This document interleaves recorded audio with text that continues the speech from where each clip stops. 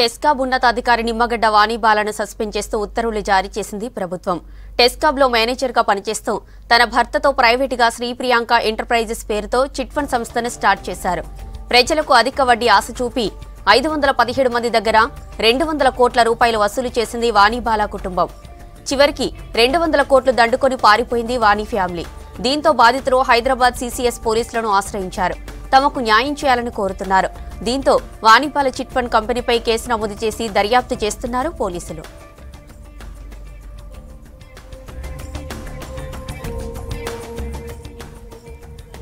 ఆంధ్రప్రదేశ్ కృష్ణా జిల్లాకు చెందిన నిమ్మగడ్డ వాణి, నేతాజీ భార్యాభర్తలు. సైదాబాద్లో వీళ్లు నివసిస్తుండగా వాణిపాల ఉమ్మడి రాష్ట్రంలో ఆంధ్రప్రదేశ్ స్టేట్ కోఆపరేటివ్ బ్యాంకులో విధుల్లో చేరారు. రాష్ట్రం ఏర్పడిన తర్వాత ఇది టీఎస్సీబీగా మారగా ప్రస్తుతం వాణిపాల మేనేజర్ స్థాయిలో పనిచేస్తున్నారు. బాధితులు అనేక మంది వృద్ధులున్నారు. వీళ్లంతా తమ రిటైర్మెంట్ బెనిఫిట్స్ కూడా ప్రియాంక సంస్థలో పెట్టుబడిగా పెట్టారని తెలుస్తోంది. ఎంటర్ప్రైజ్ అండ్ మరియు గ్రాఫిక్ అండ్ సిస్టమ్స్ అనే చెప్పి ఒక ట్రేడింగ్ కంపెనీ ఉంది.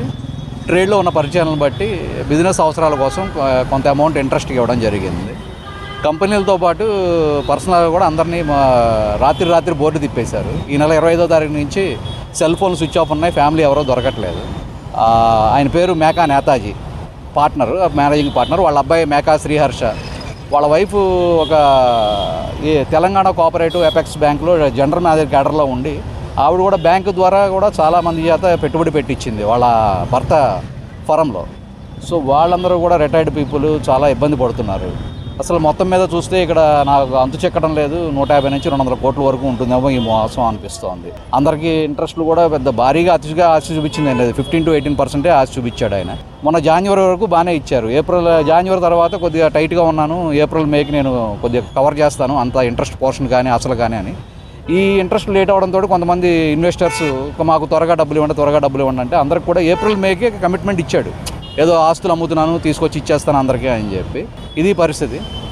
తెలంగాణ రాష్ట్ర అపెక్స్ కోఆపరేటివ్ అపెక్స్ బ్యాంకులో జనరల్ మేనేజర్ స్థాయిలో పనిచేస్తున్నటువంటి నిమ్మగడ్డ వాణిబాల అనేటటువంటి ఆవిడ తను బ్యాంకులో అత్యున్నత అధికారిగా పనిచేసుకుంటూ అక్కడ పనిచేసేటటువంటి సిబ్బంది, అదేవిధంగా బ్యాంకుకు వచ్చేటటువంటి వినియోగదారులందరికీ కూడా అధిక వడ్డీల ఆశ పేరుతోటి ఆమె ఒక ప్రైవేట్ ఫైనాన్స్ కంపెనీ పెట్టానని చెప్పి వాళ్ళ హస్బెండ్, అదేవిధంగా వాళ్ళ కుమారుడి పేరుతోటి ఆమె పనిచేసేటటువంటి అబిడ్స్లో ఉన్నటువంటి ఆమెకి కార్యాలయం అతి సమీపంలోనే వాళ్ళు ఒక కార్యాలయం తెరుచుకొని దాదాపుగా ఇక్కడ వచ్చినటువంటి వాళ్ళల్లో 517 మంది ఈ యొక్క బాధితులుగా మాకు ఇప్పటివరకు తెలుస్తుంది. ఇంకా కొంతమంది సమాచారం తెలిసిన వాళ్ళు కూడా దీంట్లో వచ్చి యాడ్ అవుతూ ఉన్నారు. దాదాపు 207 కోట్ల రూపాయల వరకు దీంట్లో స్కామ్ జరిగి ఉండొచ్చు ఏమో అని చెప్పి అధికారులకి ఫిర్యాదులు అందుతూ ఉన్నాయి.